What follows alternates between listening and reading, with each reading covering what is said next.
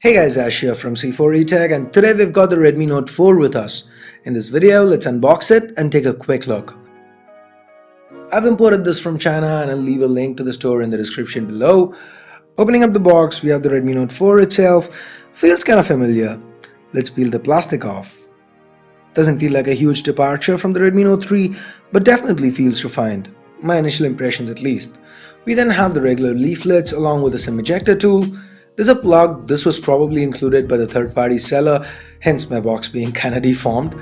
We then have the travel adapter and a micro USB cable. Yeah, the Note 4 still uses micro USB.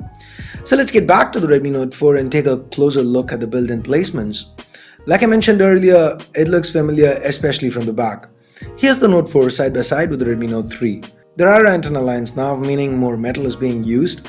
The speakers now been moved to the bottom. While the button placements remain the same, the chamfered metal to the sides are a welcome addition. And so is the 2.5D glass covering the display. With the Redmi Note 4, Xiaomi's managed to up the build quality and feel without really departing from their regular design language. You still get your IR plaster, the capacitive keys remain backlit, and there's a dual SIM hybrid slot. The display here is an IPS LCD panel and retains the 1080p resolution as its predecessors.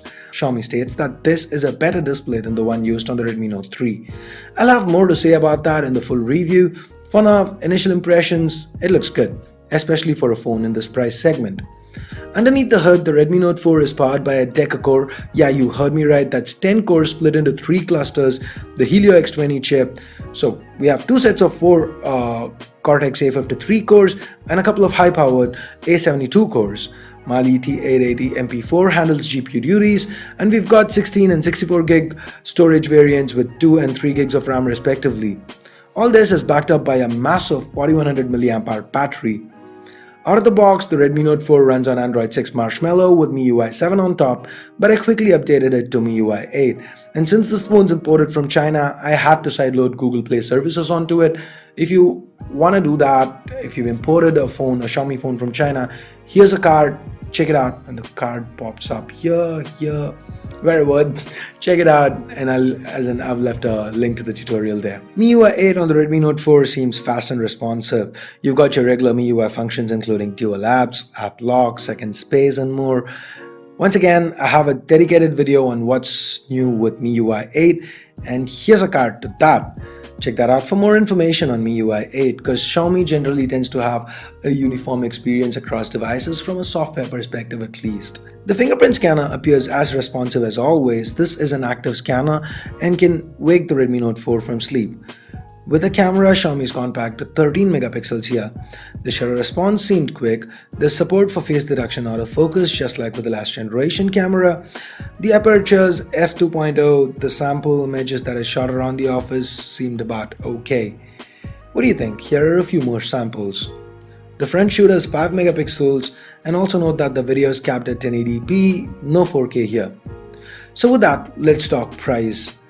The Redmi Note 4 is priced at $899 and $1199 yuan respectively. That's $135 or around 9,000 rupees for the 16 gig variant and $180 or 12,000 rupees for the 64 gig variant.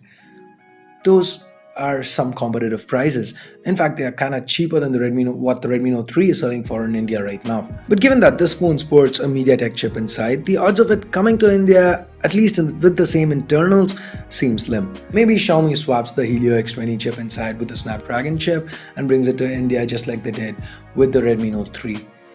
That's just speculation from my end anyway. So guys, that's it for this quick little unboxing of the Redmi Note 4.